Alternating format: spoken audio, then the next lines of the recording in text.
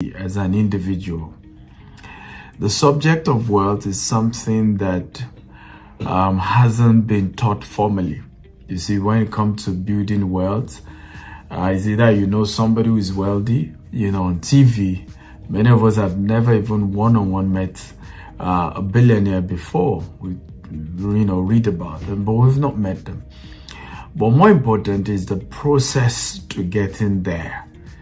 And this subject of money, we all need money. Money is important to all of us. All of us want to be able to pay bills, and particularly in this season where things are getting a lot tougher in Nigeria. Fuel subsidy removal, electricity tariff is coming, taxation will increase. If you don't take the subject of money very seriously, you will just wake up one day and you are in extreme poverty. And let me start by letting you know that wealth is a personal responsibility. No government will do it for you. Your pastor won't do it for you. Your parent won't do it for you. Your professor won't do it for you. You have to personally figure out how to become wealthy. And number two, that I want you to note that and take it very serious, okay? Small money will never be enough. Some of us just say, I'm not greedy. I just want little money. I'm sorry. Little.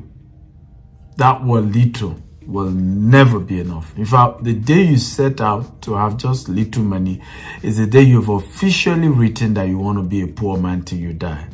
I'll give you a few data to back that up. Even in America, inflation is risen to the record level.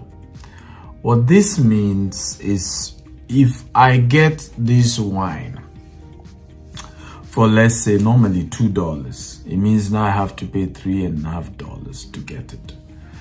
It means that rent has gone up, cars have gone up, food items have gone up. So if all my dreams and vision in life was to say, you know what, I just want to, if I can just have $5,000 every month, I'll be okay financially. Suddenly, because of something called inflation, and it happens time again and again and again. So in your lifetime, inflation will occur many times. Suddenly, the $5,000 you've said, I just want little money, and $5,000 is okay.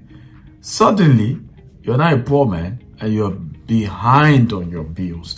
This is the reason why the concept of I just want little money never works. Because inflation keeps hitting, and that's what happened. Many of our parents who we eventually categorize into poor bracket did not start as poor. In fact, I remember my dad saying to me, I was the first person to buy a car in our family, in our lineage. He had a B2 Volkswagen car. Unfortunately, years later, owning a Volkswagen means you're a poor person. But it didn't start that way. So what does it then mean, this concept of being wealthy? Wealth is the ability to be able to have more than enough, okay, irrespective of economic situation in the nation you live in, and probably even globally. Your ability to be a rich man in Nigeria, and at the same time you go to the US, you're still a rich man. Now we can say you're wealthy. But wealth is also beyond just what you take care for you and your family. It's also your ability to have enough to give, to help, to impact the society. And for you to do that, a lot has to change. Somebody, Albert Einstein, I guess, says the definition of insanity is doing the same thing over and over again and expecting a different result. So it has to be different. Now, let me share my own personal story. How did I get into this world where wealth became something very important for me, and I was particular about having it? So I was born to a middle-class family, or you can say lower-class family. My mother was a civil servant. My father's business that crumbled by the time I was born. And so I remember at some point we're in Maiduguri and we're living in a village, no running water, no electricity. We have to trek many kilometers to even see a third road and then take a bus to go to school. So we're practically in the village. And that was the kind of lifestyle. If we didn't even have I didn't even have a bed. I did not see a water closet that you could flush your toilet until I was 13. But by the time I became a teenager, 14, 15, by 13 we moved to Kwara State. We lived in a place where there was no electricity, there was no running water. And I could see a lot of our neighbors having good cars, and we were still a bit, struggling. The only car my dad bought at some point, we had to keep pushing it, and it was just embarrassing. And growing up as a teenager, I knew I didn't want this lifestyle. Going to school, my mother would have to go and borrow money from my neighbors, and it was just embarrassing. I knew this lifestyle wasn't for me. So I started reading books on money. I read my first book on money in 17, 18 called Rich Dad Poor Dad. I read a book called Acres of Diamond, Think and Grow Rich. So mentally, I started seeing the possibility that even though I wasn't born from a rich home, a rich family can come out of me. The possibilities I show you, for real. And fortunately for me, I lost my mother to ovarian cancer, and for me that was the last straw that broke the camel's back. Of course, because from reading books I started a business, I knew the direction I wanted to go. But the subject of understanding that there's nothing to love about poverty, there's nothing glorious about poverty, there's nothing exciting about poverty, struck me when my mother died of cancer. As a civil servant, she couldn't afford private hospitals, so she was going to teaching hospital for 6 months. They couldn't diagnose what was wrong with her. And then she went to teaching a private hospital, did a lot of tests, only to discover she had ovarian cancer. But it has spread. 2 days after removing the tumor or whatever it is, she died. And my mother, you see, was the most important person to me. She was special. She was everything. I'm who I am today because of the sacrifice of my mother. And of course, many other people. My mother was major. And when I checked the bill after she died, the entire bill was just a little over 500,000 naira. I said to myself, so it meant that if we had 500,000 naira 6 months ago, my mother would have had more time to live. And I vow that day, the end has come to me and poverty. And I want to have enough so that no close direct relation to me will suffer this anymore. And that got me more serious. And I'm saying this intentionally because many of us do not realize that the reason why we're poor is because we tolerate poverty. We're still okay with it. We still feel there's no big deal to poverty, but there is big deal to poverty. You need to fight it seriously. A man by the name M.K. Abiola said something very powerful. He said, poverty is a stubborn goat. The cane that you use to chase it away, you need to keep it handy because sometime you want to come back. You have to come to the realization that you must fight poverty like you're fighting somebody physical that is against your growth. And I've said many times that being poor in Africa is suicidal. You can die because you've chosen to accept poverty as one of those things, as we're not going to take money to heaven. But listen to me, there's no point dying before your time because you embrace poverty. So I'm going to share with you about 4 key things you need to do. Personally, things within your control if you want to end this poverty thing. Number 1 is get financial literacy. So I share with you my story. I read the book Rich Dad Poor Dad at the age of 17, 18. If I didn't have that mindset, if I didn't become financially literate as a result of reading that book at that early age, I will still be poor today. It's easy for people to look at me and say, oh, you're wealthy at a young age. I remember seeing my doctor and he said, oh, my son is just 4 years younger than you and you're this successful. And what these people don't know is I started as a teenager many years ago. Now we're counting 20 years into it. So whether I look young or not, I've put in the time, the resources, the energy. You need to start putting that time. How many books on money have you read? When last did you read book on money? How many seminars teaching you about money did you go and pay for and say, I am committed to becoming wealthy and I want to sit under somebody who's already wealthy and I want to learn the entire process of becoming wealthy? Have you done that? If you haven't done that, then you're not yet really, really serious, because that's the beginning of this so-called becoming wealthy. You must understand what is an asset, what's the liability, what's the processes to building wealth, what are the steps those who have made it, and there are books to help you. Well, my own book is called Billionaire Habits. You can go to my website and buy. I took time to explain the processes, the habits of billionaires. Number 2, budget your expenses, right? I suffered this as well, and sometimes I'm still caught in the web of not having proper budget. So and one of the assignments I want to give you: write down everything you buy in the next 30 days, including as simple as matches box, as simple as paying for a cab or buying fuel in the gas station. Write it down.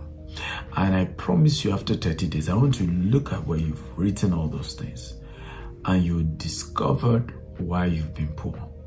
You see some things you've been putting money into that were not necessary. You'll be seeing some wastages. You'll be seeing some places you're putting money in and you really didn't need to put money there. But until you write down every single thing you spend money on for 30 days, you will not really be able to analyze and identify some of the leakages that is keeping you poor. You see, poverty is a habit. Wealth is also a habit. Choose one. Wealthy people budget. There used to be a phase in my life, I only buy clothes once a year. Even if I'm lodging in an hotel that has a mall, I'm not going to buy. I just shop once a year because I wanted to budget it. I wanted to be sure I'm not just doing impulse spending, right? Impulse spending, just buy it, right? Poor people buy what they don't need to impress people that don't care. And that's one of the major reasons for poverty, buying what you don't need to impress people who don't care. And when you see people run into debt, this is one of the reasons why. Yes, you may tell me, but Dr. Stephen, everything is important. Everything I'm paying for is important. And I say, okay, let's do the analysis. I say, my children, they attend the school and they pay X amount. And I've said it over and over again. Most of your children attend the school that you cannot afford. Right? Who are you trying to impress? My children at some point were attending the poorest school in our neighborhood. Today, they attend the most expensive school in the entire state of Lagos. And good school as well. Life is in phases, men are in sizes. I wasn't, ignorant that I wanted my children to attend good school when they were going to the poorest school. I was conscious of that. I knew I wanted to have best education. But at this level, if I continue to try to impress, send them to school I can't afford, we will remain poor for the rest of our lives. And many of us do that. We play this emotional card. Oh, we have to do it. No, you don't have to do it now. You might do it later. Right? And if you take that tough, hard road now, I promise you, it's a matter of time. You will be able to eventually even do way better than what you had wanted to do earlier. Because I look back, okay, the best school where we were living then, I was living in Songota then. It wasn't really, how good really was it? And if I'd robbed my future just because I wanted to, and it's called delayed gratification. Some things have to be delayed now. They are good, but delayed now. For now, they are not good for you. Number 3, save your way to investment. Oftentimes people save, but it's not for investment. Oftentimes people don't save at all because they claim they don't have enough. And again, that's why you need number 2, budget your money. Cut it down. Cut down some things. We don't have, must you use 2 cars? I've been carless many times. I drove one car for years. Yes, and I could buy a brand new, but I was still driving one old rickety, Toyota 4Runner. I probably kept it in my museum. I think I still have it in one of our offices, just Just a reminder of where we're coming from. I don't know whether they've disposed it now, but I had that car. Okay, you can cut off some things. If you cut enough things, you will figure out what you can save. Nobody has all the money. I don't have all the money. If I tell you, I have so much bills as I speak to you right now. Nobody has all the money. You will always need money. You will always be in a position where you need more money. So make sure and do everything in your power to save. But don't just save for saving's sake. The savings has to be put into something. Money has to work for you. Okay? Many of us get used to just putting money in the bank and getting excited. Nah, money must work for you. That's really the whole process. Money has to work for you. And all wealthy people, that's their secret. They don't work for money. Money works for them. They only go to work with their passion, they're excited. But it's not because they will be hungry if they don't go to work. If I don't go to work today now, I will never be poor till I die. That's guaranteed. But I still work because I love what we do. I see a vision. I see us building something great. That's what I work for. Number 4 and the last, plan your financial destiny. Take personal responsibility to plan. Where will you be 5 years from now financially? What are the types of investment you will own, right? 10 years from now, 20 years from now, 50 years from now. Some of us don't sit down and dream a financial future. We don't dream of a financially free future. How do you even measure? How do you even know you're free if you can't measure, if you can't sit down and dream and analyze and, plan it? Okay? Sit down, write it down. This is where I will be 5 years from now financially, 10 years from now financially, 20 years from now financially. I've written mine 15 years ago. I give myself 2035. I will own 25,000 properties in Africa worth $20 billion and more. And I recently added more, doubled the challenge before 81. I will have another 25,000 housing units outside of, Africa, across the globe. What, over $20 billion or more? It's a challenge. Have I gotten there? No. That's the race. I mean, you set the target so that you can run and pant. Some of us just want to, God will do it, I leave it to God. God will not do for man what man can do for himself. God gave you and I brain so that he can rest. Use the brain. Plan it. Write the vision down. Make it plain that you may run that read it. It's when you write it down, you can now present it to God. That, Lord, this is my desires. I need your help to accomplish it. But man was designed to plan his or her own future. Particularly, his or her own financial future. A future you don't plan for, you will never get there. I'm Dr. Stephen Akintayo. Feel free to go to my website for my books. You can, of course, work with our company, GTEX Holdings. We're into so many real estate investment programs. You can check any one of them out. And of course, don't forget to join the Stephen Akintayo University. It's a platform that will just open you up into the world of finance, wealth creation, and becoming wealthy indeed. I want to thank you once again.